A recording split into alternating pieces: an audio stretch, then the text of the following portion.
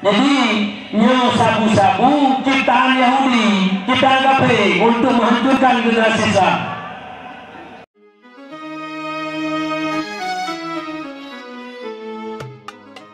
Jadi mabuk menyanyi itu berupa narkoba, ini nafza bahasa baru, narkotika, alkohol, psikotropika dan adiktif. Yang paling bahaya ini putra psikotropika.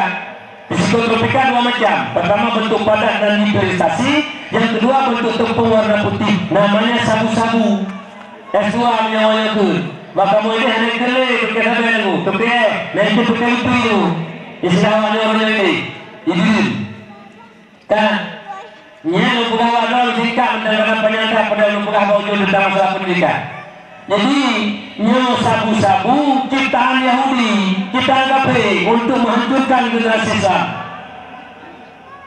Di antara program-program kafir nyo di perang Islam dengan senjata.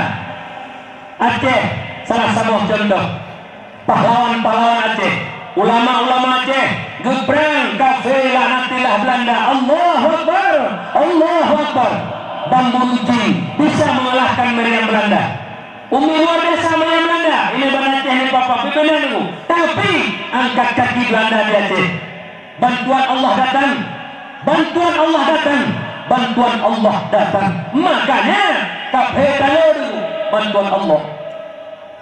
Dikala kafir di perang senjata, dipikir di Banjar kapal Islam. Diciptakanlah makanan dan minuman. Salah satunya yaitu sabu-sabu. Menyuruh pemupung karenanya nak kafir pula. Menyuruh abang-abang kayu yang tukang puas ada kampung. Nyajaro unun kafir untuk menghancurkan generasi Islam. Menyuruh abang-abang kampung yang buka kafir. Nyan adalah kaki tangan orang kafir untuk menghancurkan generasi Islam. Mengenai pelindung-pelindung sabu. Apakah masyarakat biasa, apakah pejabat, apakah aparat, polisi ataupun tentara. Drop awak muka kadai, bayu hektoika puluh. Drop awak muka kadai, bayu 1 miliar, puluh hanya drop. Nyan juga kaki tangan kafir untuk menghancurkan generasi Islam. Lepas kelompoknya pembunuh berdarah tinggi. Umpena anak Aceh. Urunyo bangai gara-garanya yang mundur.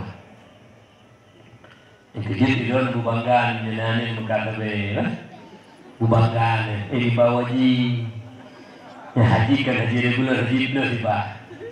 Ya Allah habina berpunabu berteun berdoa Allahumma hajjahuma hajjam mabrura wa sa'ya masyura. Lihat tu bak tempat rodah di tempat saja pada li ngok tu legit hangit tu ya Allah peng kabeh.